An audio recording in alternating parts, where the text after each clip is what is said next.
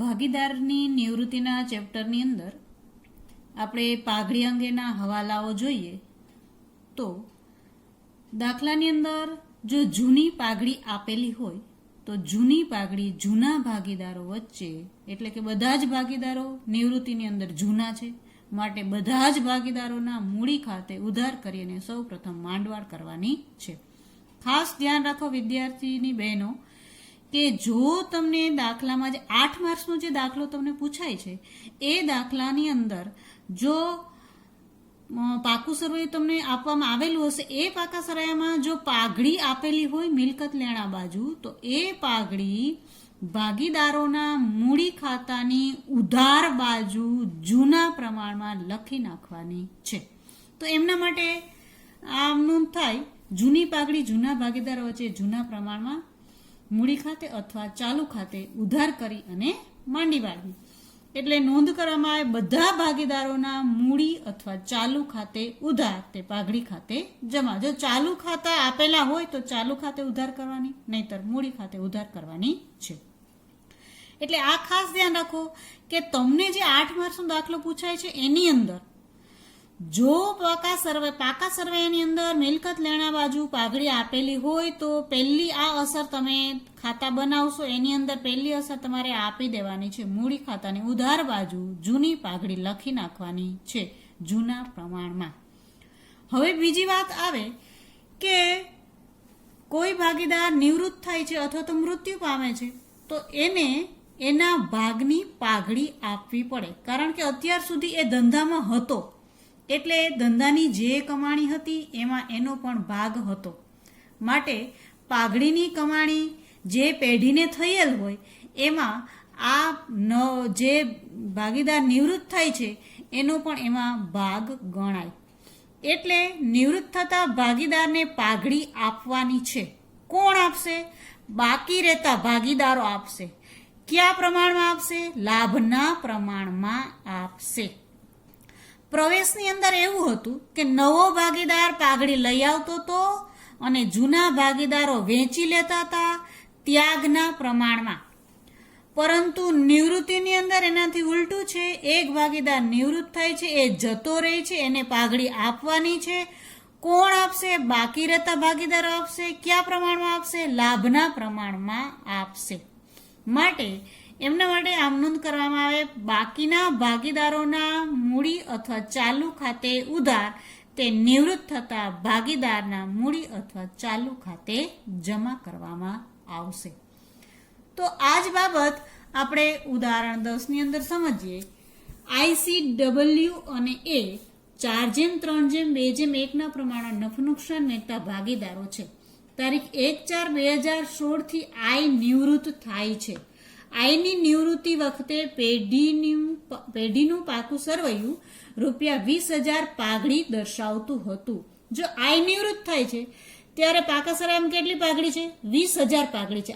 આ 20,000 આ ચારેય જણાને 4:3:2:1 ના પ્રમાણમાં ફાળવી અને મૂડી ખાતે ઉધાર કરી અને આ પાઘડી ખાતે જમા કરવાનું છે. એટલે કે પાઘડી ખાતું બંધ કરવાનું છે. હવે CW અને A નું નવું નફા નુકસાનનું પ્રમાણ 2:2:1 નક્કી કરવામાં આવ્યું. આઈની નિવૃત્તિ વખતે પેઢીની પાઘડીનું મૂલ્યાંકન 60,000 થી કરવામાં આવ્યું. પાઘડી અંગે આમ નોંધ લખો. પહેલા આ પાઘડી માંડી વાળવાની. હવે નવું મૂલ્યાંકન જે કર્યું એમાંથી આઈનો ભાગ કાઢવાનો અને આઈનો ભાગ જે થાય છે એ આઈને આપવાનો છે. કેવી રીતે આપવાનો છે? તો કોણ આપશે? તો બાકી રહેતા ભાગીદારો. બાકી રહેતા ભાગીદારો એટલે કે CW અને A આપશે. કયા પ્રમાણમાં આપશે? તો કે લાભના પ્રમાણમાં આપશે. એટલે પહેલા લાભ શોધવો પડે. લાભ શોધવા માટે નવો ભાગ માઇનસ જૂનો ભાગ કરવાથી લાભ મળશે. તો સૌપ્રથમ પહેલી આમ નોંધ આપણે સમજી લઈએ કે આ 20,000 ને માંડી વાળવાના છે. તો આમ નોંધ થાય I ના મૂડી ખાતે ઉધાર, C ના મૂડી ખાતે ઉધાર, W ના મૂડી ખાતે ઉધાર, A ના મૂડી ખાતે ઉધાર તે પાઘડી ખાતે જમા. આ 20,000 ને અહીંયા 4:3:2:1 માં ફાડી દીધા એટલે 8,000, 6,000, 4,000 અને 2,000 આવ્યા. માટે બાબત જે જૂની પાઘડી જૂના ભાગીદારો વચ્ચે જૂના પ્રમાણમાં માંડીવાળી તેના. હવે આમનો નંબર 2 કરવા માટે એટલે કે આઈને પાઘડી આપવાની છે, એના માટે આપણે ગણતરી કરશું. આઈને મળતી પાઘડી બરાબર કુલ પાઘડીની કિંમત 60,000 ગણવામાં આવેલી છે. કુલ પાઘડી ગુણ્યા આઈનો ભાગ. તો આઈનો ભાગ કેટલામો છે? આઈનો ભાગ છે અહીંયા તમે જોશો 4:3:2:1 એટલે 4 ને 3 7, 7 ને 2 9, 9 ને 1 10 એટલે 4/10. અહીંયા મીંડું કાઢી નાખો તો 6 ચોક 24,000 રૂપિયા આઈને આપવાના થાય છે.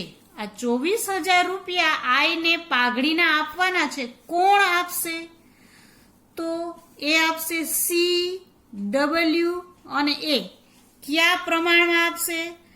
લાભના પ્રમાણમાં આપશે. આ બરાબર બેનો સમજી લેજો. લાભના પ્રમાણ બાકી રહેતા ભાગીદારો લાભના પ્રમાણમાં આપશે. હવે તમારે અહીં લાભ શોધવાનો છે. તો લાભ બરાબર શું થાય? આપણે આગળ જોઈ ગયા. લાભ બરાબર નવો ભાગ માઇનસ જૂનો ભાગ થશે. તો આપણે શોધીએ. બંનેના નવા ભાગે આપેલો છે, જૂનો ભાગ પણ આપણી પાસે છે. એમાં સી નો લાભ નવો ભાગ એટલે નવું પ્રમાણ છે 2:2:1 એટલે 2 ને 2 4 ને 1 5 એટલે 2/5 માઇનસ જૂનો ભાગ સી નો, અહીંયા સી એટલે 3/10 3/10. અહીંયા છેદ સરખા કરવા માટે 2 થી ગુણવા પડે એટલે 2 દુ 4, 4/10 માઇનસ 3/10 બરાબર 1/10. એ કોનો લાભ મળ્યો? આ સી નો લાભ મળ્યો. એવી રીતે ડબલ્યુ અને એ નો લાભ આપણે શોધીએ. ડબલ્યુ નો લાભ બરાબર નવો ભાગ છે 2/5 માઇનસ જૂનો ભાગ છે 2/10. અહીંયા છેદ આપણે સરખા કરીએ તો 2 થી ગુણવા પડે. 2 દુ 4, 4/10 માઇનસ 2/10 એટલે 2/10. ત્યારબાદ શોધીએ એનો લાભ. તો એનો લાભ બરાબર નવો ભાગ છે 1/5 માઇનસ જૂનો ભાગ હતો 1/10. અહીંયા પણ છેદ સરખા કરવા માટે 2 થી ગુણવા પડે એટલે 2 અને 5 દુ 10 માઇનસ 1/10 એટલે 1/10. તો આપણે લાભનું પ્રમાણ શોધીએ. બાકી રહ્યા ભાગીદારો સી, ડબલ્યુ, એ. લાભ આવ્યો અહીંયા આગળ આપણે શોધ્યું. 1 નો લાભ છે 1/10. સી નો લાભ છે 1/10. ડબલ્યુ નો લાભ છે 2/10 અને એ નો લાભ છે 1/10. એટલે લાભનું પ્રમાણ થયું 1:2:1. આ થયું લાભનું પ્રમાણ. હવે પાઘડી કેટલી આપવાની છે? આઈને 24,000 રૂપિયા આપવાના છે. આ ત્રણેય જણા આપશે. કયા પ્રમાણમાં આપશે? 1:2:1 ના પ્રમાણમાં. તો નંબર 1 છે સી એ આપવાની પાઘડી બરાબર 24,000 ગુણ્યા અહીંયા 2 ને 3 ને 1 4 એટલે 1/4 એટલે એને આપવાના થાય 6,000 રૂપિયા. એવી રીતે ડબલ્યુ એ આપવાની પાઘડી બરાબર 24,000 ગુણ્યા 2/4 એટલે એને 12,000 આપવાના થાય. અને એ આપવાની પાઘડી બરાબર 24,000 ગુણ્યા 1/4 એટલે 6,000 થાય. એટલે કે સીએ આપવાના છે 6,000 રૂપિયા, ડબલ્યુ આપવાના છે 12,000 રૂપિયા અને એ આપવાના છે 6,000 રૂપિયા. તો સી, ડબલ્યુ અને એ કોને આપશે? આઈને આપે છે.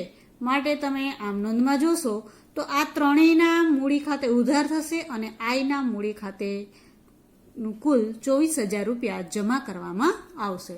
આમ નોંધમાં આપણે જોઈએ તો આમ નોંધની અંદર સી ના મૂડી ખાતે ઉધાર, ડબલ્યુ ના મૂડી ખાતે ઉધાર, એ ના મૂડી ખાતે ઉધાર, તે આઈ ના મૂડી ખાતે જમા.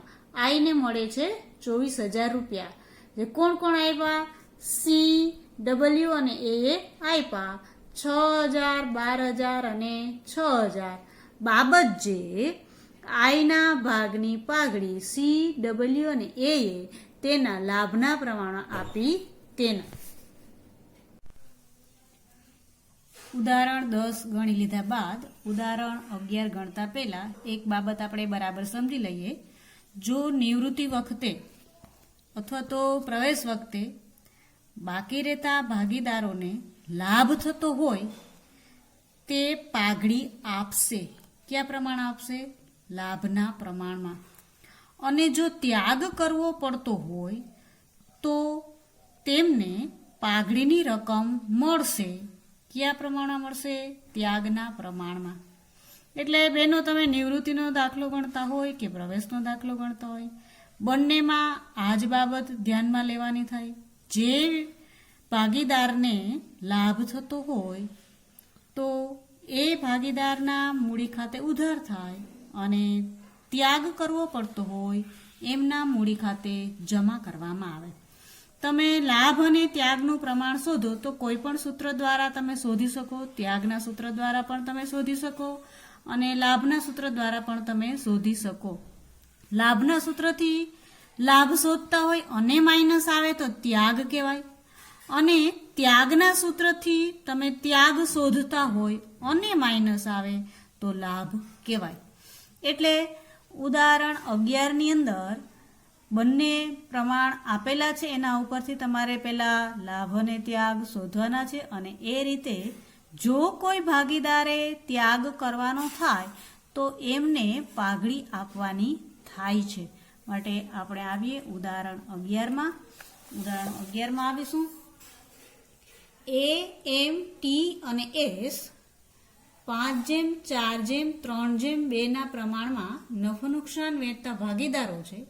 એમ ભાગીદાર તરીકે નિવૃત્ત થાય છે. એમની નિવૃત્તિ વખતે પેઢીની પાઘડીમાં તેનો ભાગ 35,000 છે.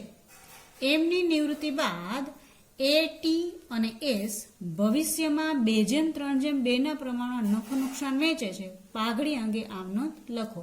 તો અહીંયા આપણને નવું પ્રમાણ આપેલું છે અને આ છે જૂનું પ્રમાણ. સૌપ્રથમ આપણે લાભ શોધીશું. તો લાભ શોધવા માટે અહીંયા નીચે આવશું. આપણે જૂનું પ્રમાણ છે 5:4:3:2 અને નવું પ્રમાણ છે એ, ટી અને એસનું 2:3:2. એટલે લાભ બરાબર નવો ભાગ માઇનસ જૂનો ભાગ. એનો લાભ બરાબર નવો ભાગ છે 2/7 માઇનસ જૂનો છે 5/14. તો અહીંયા આવ્યા માઇનસ 1/14 એટલે કે ત્યાગ કરવો પડે છે. કોણે ત્યાગ કરવો પડે છે? એ. તો અહીંયા આપણે ધ્યાનમાં રાખવાનું છે કે એ ત્યાગ કરવો પડે છે, માટે એને પણ પાઘડીની રકમ મળશે. ત્યારબાદ આપણે ટી નું જોઈએ તો ટી નો લાભ બરાબર નવો ભાગ છે 3/7 માઇનસ જૂનો ભાગ છે એમનો 3/14. એટલે 6 માઇનસ 3/14 બરાબર 3/14 એમને લાભ મળે છે. તો આના મૂડી ખાતે 3/14 ભાગે ઉધાર કરવાનો થાય, આને ભાગ્યા જમા કરવાનું થશે. એસ નો લાભ 2/7 નવું પ્રમાણ 2/7 જૂનું 2/14 બરાબર 2/14. 14 લસા લેશો એટલે અહીંયા 2 થી ગુણશો, 2 દુ 4 -2 એટલે 4 - 2 એટલે 2/14. તો આને પણ મળે છે લાભ. તો લાભનું પ્રમાણ જ્યારે શોધવાનું કીધું હોય તો ટી ને અને એસ ને લાભ મળે છે એટલે ટી અને એસ એ પાઘડી આપવાની છે. કોને કોને આપવાની છે? એક તો નિવૃત્ત ભાગીદારને આપવાની છે, ઉપરાંત આ એ ત્યાગ કરવો પડે છે એટલે એમને પણ આપવી પડશે.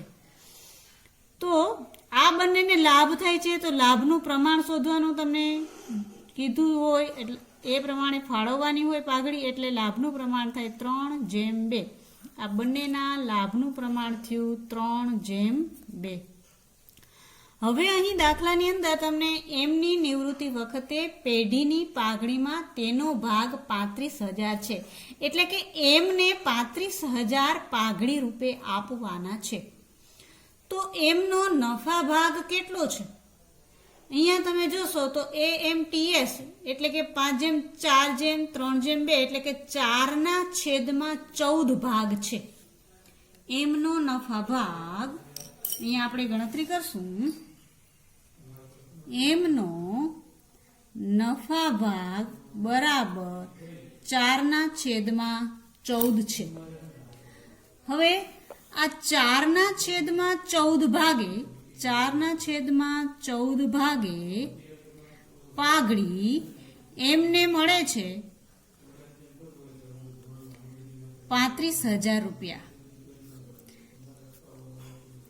4/14 ભાગે પાઘડી એમને મળે છે 35,000 રૂપિયા. તો અહીં એને લાભ થાય છે તો એનો ભાગ એટલે કે એને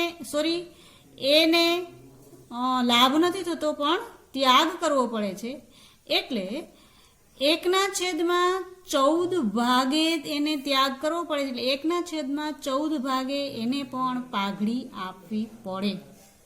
તો 4/14 ભાગે 35,000 હોય તો 1/14 ભાગે પાઘડી કેટલી? તો આપણે ગણતરી કરીએ. 35,000 ગુણ્યા 1/14 ગુણ્યા 14/4 છેદ ઉડાડશો એટલે આવશે 8,750.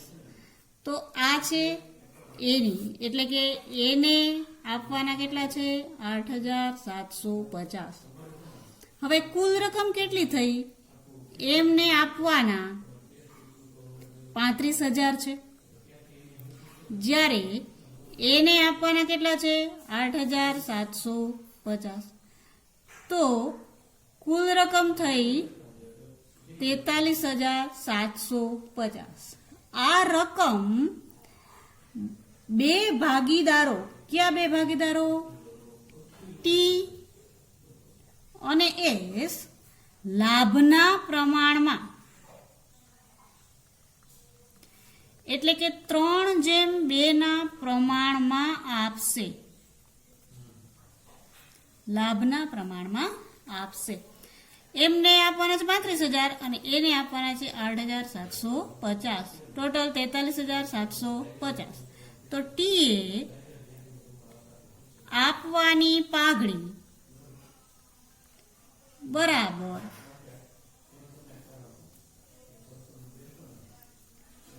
43,750 ગુણ્યા 3/5 એટલે 26,250 આપશે.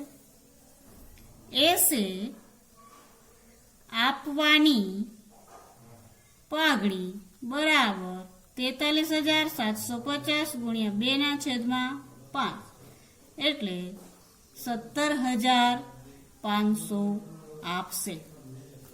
આવી રીતે આ બંનેને લાભ મળે છે એ બંને જણા આપશે અને આ બંનેને મળશે. એમને આપવાના એટલે એમને મળે છે અને આ બંને આપશે. માટે આ બંનેના મૂડી ખાતે ટીના મૂડી ખાતે ઉધાર થશે, એસના મૂડી ખાતે ઉધાર થશે, જ્યારે એમના મૂડી ખાતે જમા થશે અને એના મૂડી ખાતે પણ જમા કરવામાં આવશે. આમ નોંધની અંદર આવીએ. ટીના મૂડી ખાતે ઉધાર 26,250, એસના મૂડી ખાતે ઉધાર 17,500, તે એના મૂડી ખાતે 8,750, તે એમના મૂડી ખાતે 35,000. બાબત જે એ અને એમને મળવાપાત્ર પાઘડી ટી અને એસે તેમના લાભના પ્રમાણમાં આપી તેના. ઉદાહરણ 12 માં આવીએ. બી, આર અને ટી 3:2:1 પ્રમાણમાં નફો નુકસાન વેચતા ભાગીદારો છે. બી નિવૃત્ત થાય છે. પુનઃ મૂલ્યાંકનનો નફો, અનામતો અને નફાખોટની વહેંચણી બાદ બીની મૂડી 1,20,000 છે. આર અને ટીએ બીને પત્તાવટ પેટે પાઘડી સહિત 1,50,000 ચૂકવવાનું નક્કી કર્યું. કોણ નિવૃત્ત થાય છે? બી. બીની મૂડી છેલ્લે હતી કેટલી? 1,20,000 રૂપિયા. પરંતુ આર અને ટીએ બીને પતાવટ પેટે એટલે કે બીને છેલ્લે પાઘડી સહિત કેટલા ચૂકવા? 1,50,000 ચૂકવા. એમને ચૂકવવાના હતા 1,20,000, ચૂકવા 1,50,000. તો આ બંનેનો તફાવત 1,50,000 માઇનસ 1,20,000 એટલે કે 30,000 પાઘડીના ચૂકવ્યા હશે એવું કહેવાય. આર અને ટી ભવિષ્યમાં નફો નુકસાન 3:2 પ્રમાણમાં વેચી લેશે. પાઘડી અંગે જરૂરી આમનોંધ લખો. તો અહીંયા સ્પષ્ટ જ છે કે છેલ્લે એને મૂડી ચૂકવવાની હતી 1,20,000, એને બદલે 1,50,000 ચૂકવા એટલે 30,000 રૂપિયા પાઘડીના ચૂકવા છે એવું કહેવાય. આ 30,000 બાકી રહેતા ભાગીદારો એટલે આર અને ટી લાભના પ્રમાણમાં આપશે. તો આ છે નવું પ્રમાણ, અહીંયા આપેલું છે જૂનું પ્રમાણ. પહેલા લાભ શોધવાનો. ગણતરીમાં નીચે તમે જોશો તો જૂનું પ્રમાણ છે 3:2:1, નવું પ્રમાણ છે 3:2. લાભ બરાબર નવો ભાગ માઇનસ જૂનો ભાગ. આરનો લાભ બરાબર 3/5 માઇનસ 2/6. 30 લસા લેશો એટલે 18 માઇનસ 10/30 બરાબર 8/30. ટીનો લાભ બરાબર 2/5 માઇનસ 1/6 બરાબર 12 માઇનસ 5/30 બરાબર 7/30. એટલે લાભનું પ્રમાણ થયું 8:7. તો બીને જે 30,000 રૂપિયા આપવાના છે પાઘડીના, અહીંયા પણ ગણતરી કરીને આપેલી છે, એ આર અને ટી 8:7 પ્રમાણમાં આપશે. એટલે બીના મૂડી ખાતે જમા થશે, જ્યારે આર અને ટીના મૂડી ખાતે એ રકમ ઉધાર કરવામાં આવશે. આવો આમ નોંધની અંદર આરના મૂડી ખાતે ઉધાર, ટીના મૂડી ખાતે ઉધાર, તે બીના મૂડી ખાતે જમા. આ 30,000 ને 8:7 પ્રમાણમાં ફાળવી દેશો એટલે 16,000 અને 14,000 આવશે. એટલે આરના મૂડી ખાતે ઉધાર થયા 16,000, ટીના મૂડી ખાતે ઉધાર થયા 14,000, તે બીના મૂડી ખાતે જમા થયા 30,000. બાબત જે બીને તેના ભાગની પાઘડી આર અને ટીએ તેમના લાભના પ્રમાણમાં આપી તેના.